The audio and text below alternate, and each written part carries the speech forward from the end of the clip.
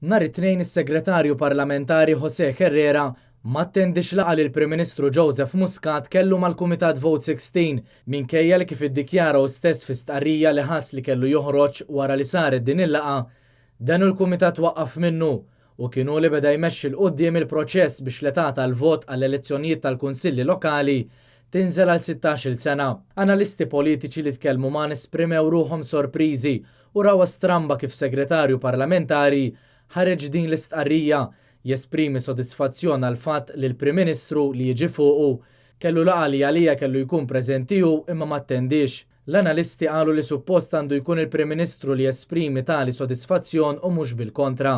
Kienu ħafna dawk li staqsew għaliex Herrera ma kienx preżenti mal-Prim Ministru għal din il-laqgħa u għajmu dubji jistax ikun li dan seħħ bit-tpattija għal fatt li Muscat nhar is-Sibt ma attendix għal ftuħ tal-proġett tat-Teatru Rjal fejn fisem il-Gvern kien preżenti José Herrera.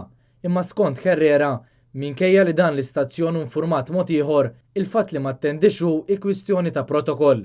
Ir-raġuni għaliex jiena ma attendejx la għand l-Speaker, la għand il-Kap tal-Oppożizzjoni u la għand il-Prim Ministru kienet raġuni biss ta' protokoll.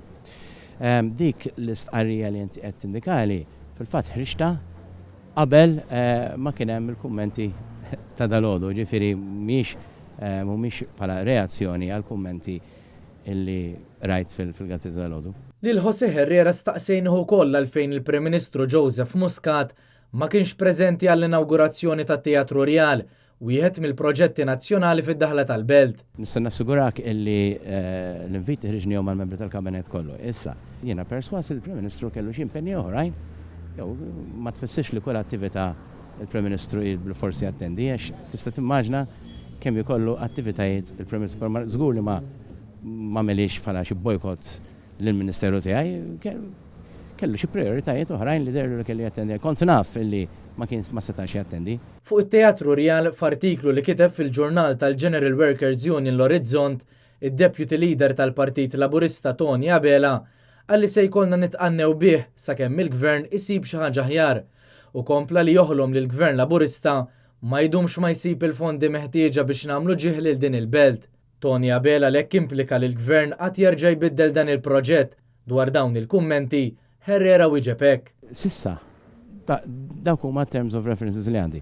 Però ma tfissirx li fis-snin li ġejjin għadha pedada jkun hemm xi kambjamenti u jiġi ristrutturat. Però ovvjament kulħadd għandu l-opinjoni tiegħu, kulħadd pajjiż demokratiku, jien stess kont għamil ċertu kritika, kulħadd idealment kien teatru kif kien qabel, mhux hekk kulħadd ħafna nies jgħidu hekk. Jerome Caruana Cilja għal Net News.